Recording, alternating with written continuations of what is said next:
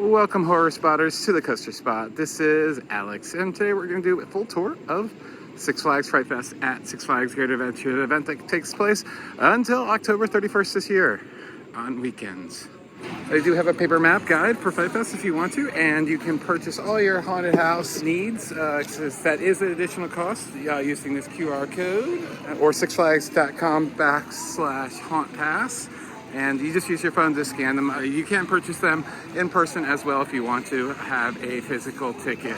Now, before we get into the scary stuff, which obviously makes up most of Fright Fest, they do have a few things during the day. Right here on Scarecrow Street, you will have some dance parties. And in the majority of Six Flags Kids Boo Fest does take place in Cornstalk National Park, where you have trick-or-treating and a little show over there at the National Park Theater Witch's Brew. These themed little buildings is where the trick-or-treating does take place. And Witch's Brew is going to be fanciful tales from your friendly neighborhood witch. If you look at the front page, he's smiling and then he's sad and then he's smiling and he's sad and he's happy. It is basically just a storytime reading by a fun-looking witch. Saturdays and Sundays, the Ghoul Parade takes place at about 5:50, 6 o'clock, and it goes from right around the Ferris wheel all the way to the Wonder Woman. Check it out. It is all the scare actors that will be unleashed all throughout the park, so it's cool to see them all in one place. After the parade, you're going to head down towards the Bloody Fountain and Scarecrow Street, where you have characters just like that. Some freaky deaky scarecrow men and women. And of course, the Bloody Fountain. The tradition here forever. Love it. Also taking place at the same time this year is going to be Oktoberfest. The food festival with some really cool beers and German food. If you want to see a little bit more detail about that, we put out a park update that will detail the menu and the beer lineup. Here's a quick look at it though. Always go with German food. It's the best. We'll show you everything else you can do here at Fright Fest. Going clockwise around the park, there are only 6 houses this year, and they seem to range from prices around $45 to $55. Depends on the night. On Sunday nights, it's a little bit cheaper.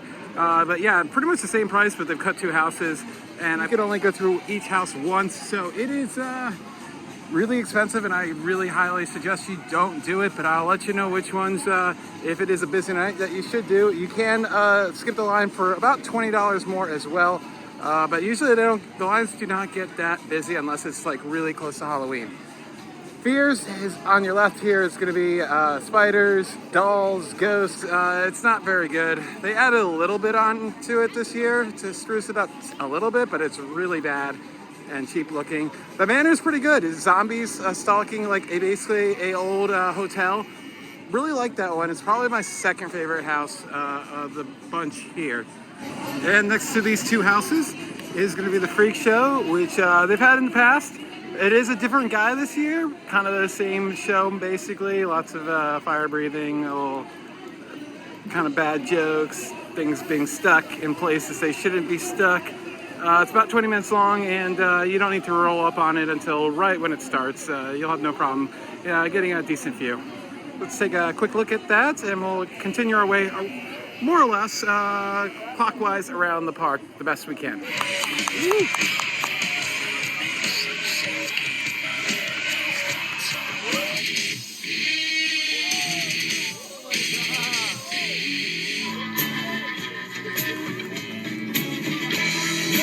Located just a stone's throw from the boardwalk is going to be a Big Top Terror in 3D.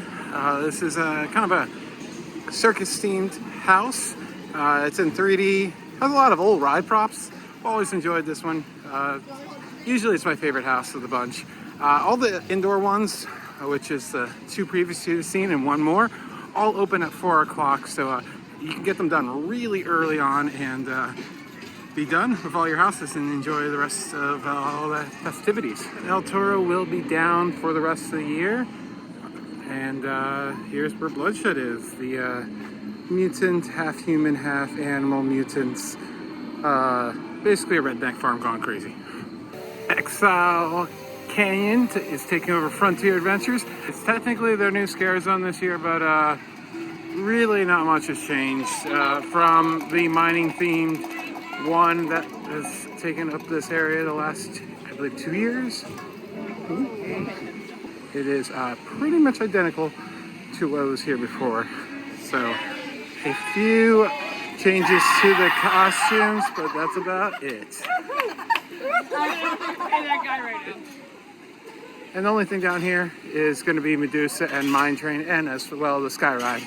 But other than that, it's pretty much a dead end, so not a lot of traffic through here. So there it is. Let's head back towards Big Top Terror in our next scare zone. Entering in from either right by Big Top Terror or down the way from Joker is going to be the Lady of the Lake Cemetery, where some undead souls have come back to life to haunt you here at Great Adventure.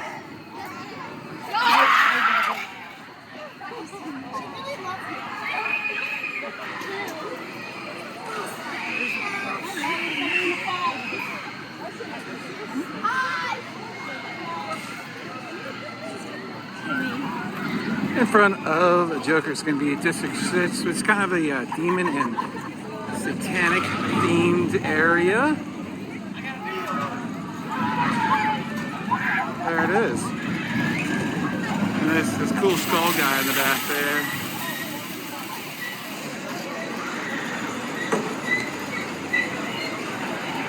And right next to the big wheel is going to be the Reflections of the Dead, which is a mirror maze with a bunch of scare actors inside. It can be quite confusing, actually. I've been through them many times and I still got caught up on it pretty bad this time, actually. Yeah, I actually kind of like it. Right next to the bumper cars is going to be Blood Drums, which is a really fun show, percussion show, where they're not only banging on drums, but steel drums and a lot of other stuff, and using angle grinders, all that stuff. Really good show. Definitely suggest checking it out. This is the emergency broadcast There it system. is.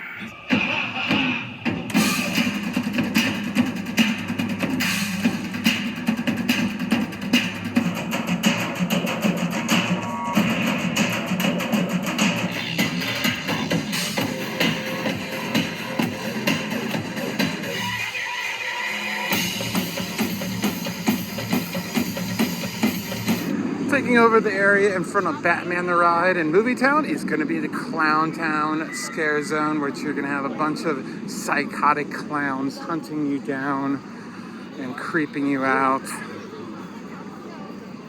And this giant inflatable clown here.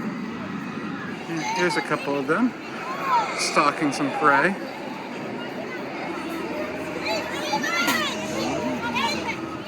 And to the left of Wonder Woman is going to be Dead Man's Party, the long running show, and it's over 20th year at this point. It is going to be an amazing party and good dancing, amazing high energy dancing. Such a pretty cool soundtrack, and there you go. Definitely check this one out. There it is. Along with all the times. Another year of scaring the living daylights out of Boswells. And this year's party promises to be the best ever.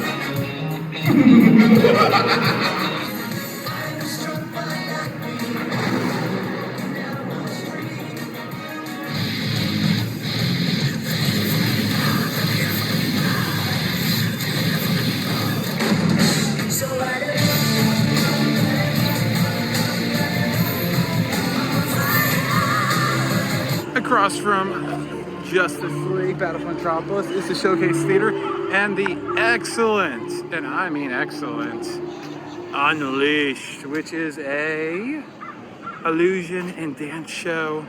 Probably my favorite show these days now. And there are all the times, as we showed before, you get the show map guide at the front of the park, and I highly suggest that because it gives you all the times in one place. Hello, come in. Welcome to the freak show.